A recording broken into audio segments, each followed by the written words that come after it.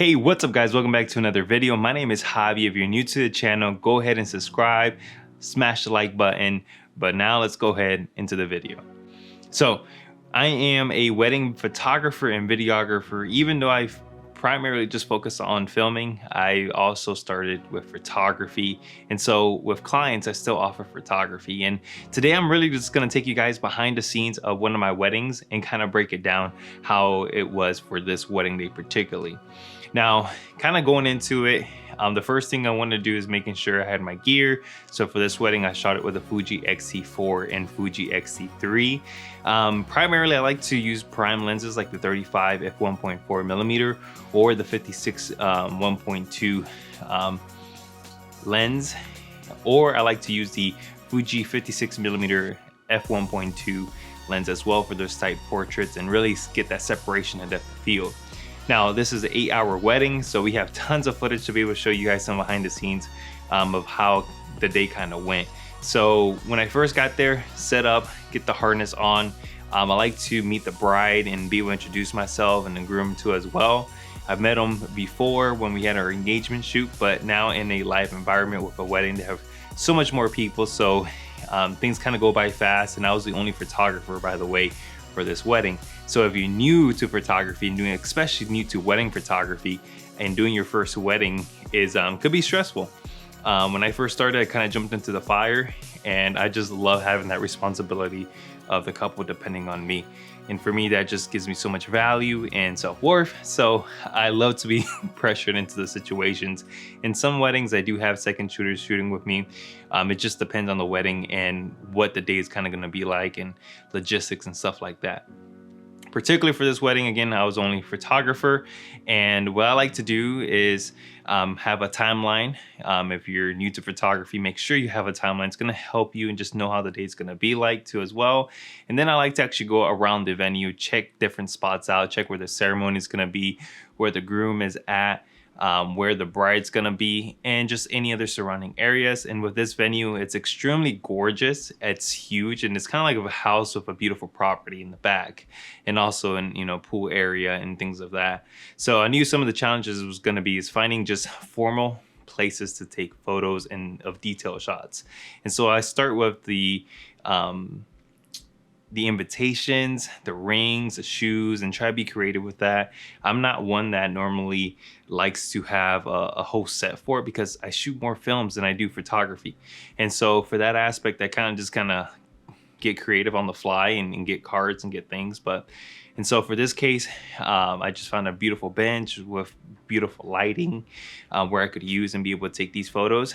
And I was pretty impressed with myself. I normally am very bad with flat lays and detail shots for photography and putting it together myself. But I was actually really happy how the results came out, especially just finding the area that was nice. Shooting it, I was sweating. It was hot, but you push through, and I used the 56 millimeter f1.2 to take these photos here. Now from that point, I wanted to go ahead and get some photos of the groom getting ready, and so I got him in his photos. With the groom, it's really simple. It's just put on your tie, fixing your tie, putting on your suit, and just your watch, any details, any chains and things of that nature. Be able to highlight, have your dad put on the jacket for you, brush you off, things like that. It's extremely easy. The only hard part with this venue is just finding an area where it's secluded, beautiful, and more natural lighting. That was a little bit of a challenge, but I think this spot that I chose from the area of the venue was good. And it was a hot day, so I didn't want the groom walking super far and start sweating. Definitely don't want that. If it was after the ceremony, then sure, let's go ahead and get these photos out the way and let's go somewhere really nice. But for getting ready, he's anxious, he wants to be around family, and so I respect that, having gone through it myself. Now, once I was done taking his photos, I actually got the dress and I was able to head upstairs and really get some cool, unique shots. The sister of the bride really helped me out, bringing all the stuff that I needed to be able to get the photos. And so we found some really cool areas towards the balcony, and I just got quick detail shots. One of the things with dresses I kind of struggle with is when you have the backlighting, and so the portion of the breast gets dark on the dress and doesn't look as pleasing. So I try to just get more detailed shots of the actual part of the dress, you know, the details of the sewing or any decorations they may have and things of that nature. I really try to highlight. Now, once I have the details and the groom ready, I head over to the bride. With the bride, it was pretty easy, man. She looked gorgeous, and just being able to capture her and, you know, her element, that moment, that confidence was awesome. Now, let me tell you, though, behind the scenes, actually being there, it was kind of stressful. We were falling behind on time. Not really because of me, but the bride was a little bit late on getting ready. And so once we got to the area where she was at, she was in a room. And so she couldn't be anywhere else around the property. So we couldn't go outside or anything. So I was very limited. It was in a bedroom that we shot these photos. And so we had the light, natural lighting coming in. And I just did my best to like, all right, let's go ahead and get these photos. I used a 35 into 56, and I tried to use a mirror to her as well, just to highlight her. And so when I did that, it just allowed me to get some natural contrast, some shadows, some lighting, and I was pretty happy with the photos, to be honest. And we kind of had no choice to shoot it there. And but got her mother reactions and just natural reactions, and having her look into the mirror. That's a great prop to use. And look, when you're shooting weddings, you have to adjust. If you go in with a plan and you think that plan is going to work out all the way through, you're probably crazy. You have to be willing to adapt and change and go throughout the day. That's one of the reasons why I love weddings, because it presents challenges, and you just got to learn how to overcome those challenges, just like you got to learn in life. And so with this bride, you know, having to have that challenge in there and taking those photos of her getting ready there, presented a challenge where she was initially getting ready. Her makeup was beautiful, but the only problem is that so many people were coming in that she had to be put away in the room, and she wanted to be in that room specifically. So that's why these photos were taken in there, but I still think they came out amazing, you know, due to the circumstances. Now, here I head out towards the ceremony site. I want to take a look how, talk to the coordinator too as well, and other vendors, and see how things are going to actually be like, and how they're going to set it up. Now, for this one was a little bit different. It was towards, I would say the ceremony was around like 4. And so there was a lot of harsh lighting. However, where the venue was at, there's a lot of trees, and that helped out a lot in creating even lighting, even though we still got a couple shots where I wasn't totally happy with, because you can see specks of light passing through the leaves in the tree, and that kind of just left not a great, flattering, pleasing print on their faces. So when you have even lighting or even shadows, it's the best. And unfortunately, in this case, I didn't get it all the way throughout the ceremony, but afterwards I was able to get some shots that really complimented them and highlighted their day in a beautiful way within the ceremony. Now, within the ceremony, I like to use my 50 to 140 millimeter f2.8 from Fuji, which is really equivalent to like a 70-200. And throughout, you know, this portion, I like to move around. I go from side, one area where the groom may be at, and the other side where the bride may be at, and capture the reactions, especially during the vows or the ring. Then I like to head to the middle. So in one, I'm using the 70-200. The other, maybe using a 50 to, or the 16 millimeter to 50 millimeters f2.8, which I'm filming with now, or I may be using a 56 millimeter f1.2 to just make them really pop out and add some depth to the photo. So it just really depends on the situation and what I want to use. So in that case, that's how normally I'm strapped with during actual wedding day. But primarily, I'm probably using 2 zoom lenses, that 50 to 140 and the 16 through 55, so I can get wide and tight and not have to switch lenses throughout. Now, post-ceremony, we head into family photos. Family photos can be stressful, and this one kind of was too as well. When you don't know all the names, I had a list, but still, even then, there's just so many people that want a photo and with the bride and groom. And, you know, I completely understand it as well, but we were on a time crunch, so we went ahead and got, everybody was dismissed. Their family members that needed to stay stayed, and we went right to action. And so I had a list on my phone of, you know, bride and groom, groom's parents with bride and groom, and things like that. So we went through that list, and that really did help us out and knocking out the photos. And I usually like to say is that per photo, it's about 2 minutes per photo. So if you have X amount of family members, just make sure for the bride and groom to plan that out accordingly.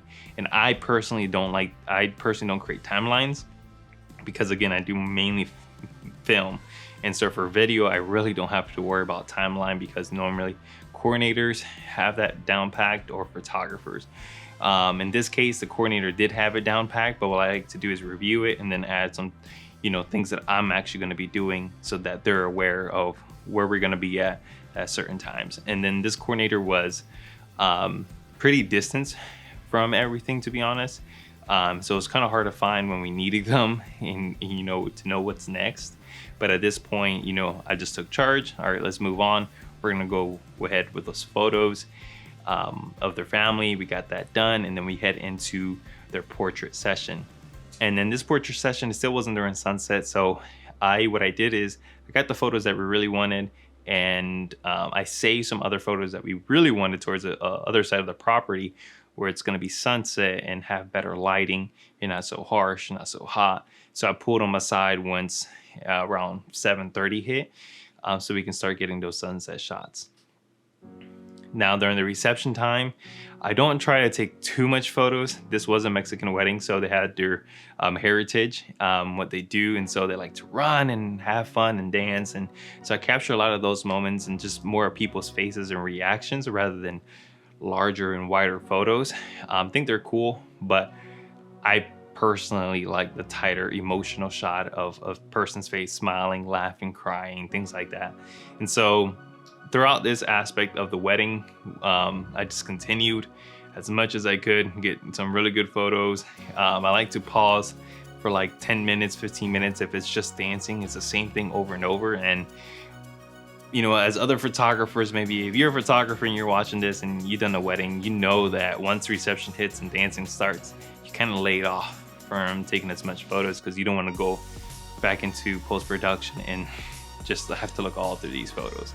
So I do that with photography and with filming too as well. With video, I'm much more purposeful of capturing content that's gonna enlighten the actual wedding film towards reception aspects and add more creativity, compared to just photographing all of the time of them dancing in a movement, because sometimes you just don't need it. It's just overkill. Now towards the ending, we prepared was a sparkler exit.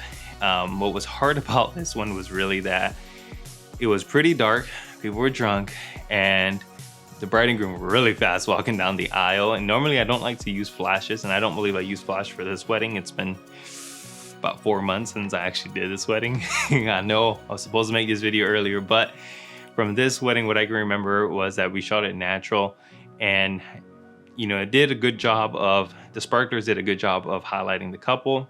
Still kind of dark in some areas, and I did push the ISO, I think, up to 2000 on my Fuji X-T4, and I was using the 56mm f1.2, I believe, or it could be this lens of 16-55 f2.8. But as they were walking down, just continuous high and of shutter speed, and I got a lot of good photos. I think of I could have done better. You have more lighting, more of a setup time, and people being more reasonable and holding the sparklers.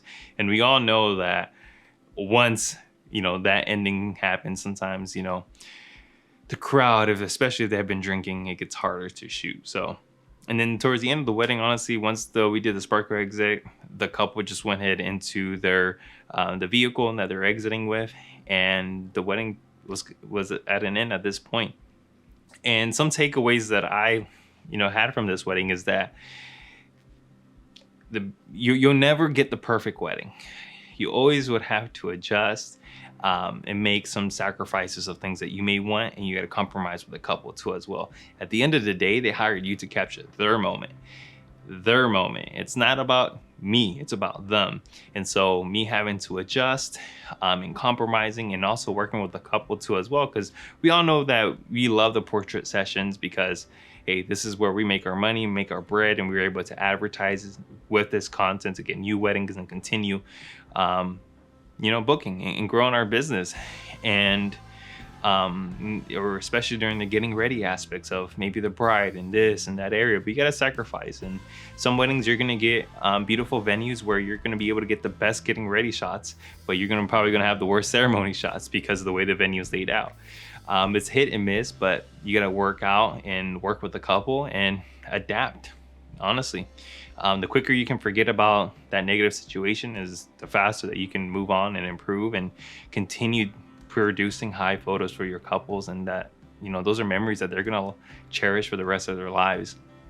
Now, the next takeaway is just gear. Honestly, did this gear work out for me? Did this lens at this 16-55 work out for me? The 70-200, you know, which ones were I most using, so that next time I go to a wedding I don't have to carry so much gear. That's extremely important, you know, batteries and etc. and stuff like that. But overall, I believe this wedding was a great wedding. We captured a lot of beautiful moments. And if you have any questions or comments and you'd like to see more of this type of content, go ahead, leave a comment down below, subscribe, hit the like button, smash it. But until then, I'll see you guys on the next one. Peace.